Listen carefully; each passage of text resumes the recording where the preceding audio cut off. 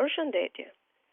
Në tutorialin e kaluar ne mësuam se si të marrim inpute nga useri. Edhe këtë radhë të mësojmë një formë tjetër, pra një operator tjetër se si të marrim vlerën nga useri, si dhe arsyen pse do ta përdorim këtë operator. Le të bëjmë një program i cili do të marrë nga useri emrin e tij. Për të marrë emra apo mbiemra apo emra vendesh, këto të gjitha ne i quajmë karaktere dhe përdoret një tip i veçantë i cili quhet string. Pra siç kemi për numrat që janë integer apo double, për karakteret kemi string. Le të shkruajmë string emri. Pra ky është një variabël i tipit string dhe emrin dhe është i quajtur emri pra. Cout, shkruani emrin tuaj. Dhe useri do të presim nga useri që ai të shkruaj emrin e tij. Cin emri. Dhe sërish do ta afishojmë se si është emri i tij. Cout, emri juaj është dhe emrin e userit aktual. Le ta ekzekutojmë dhe le ta shikojmë se çfarë paraqet ky program. Dhe shkruajmë emri Stefani. Ja ku nxjerr dhe rezultatin. Por siç tham, stringet mund të jenë emra, mbiemra apo emra vendesh. Çfarë ndodh nëse në një string është një emër vendi dhe është i ndarë në dy pjesë?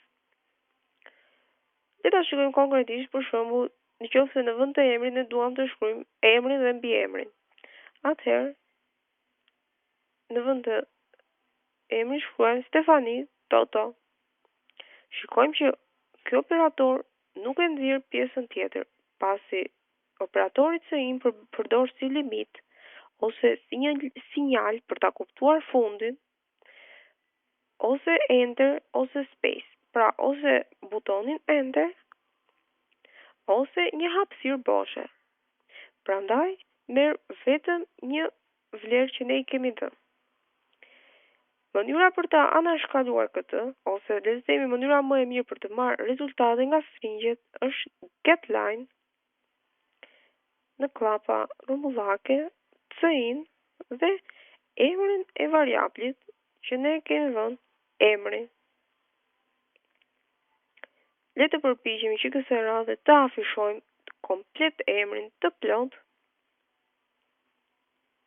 dhe shkruaj Stefani Toto dhe vërtet ai u afishua. Por çfarë ndodh nëse ne duam të alternojmë një cin me një getLine? Le të përpiqemi që të afishojmë si emrin ashtu edhe moshën e userit. Atëherë, le të bëjmë copy paste kodit që kishim nga rada e kaluar për sa I përket moshës dhe do të shikojmë se nuk afishohet emri I plot.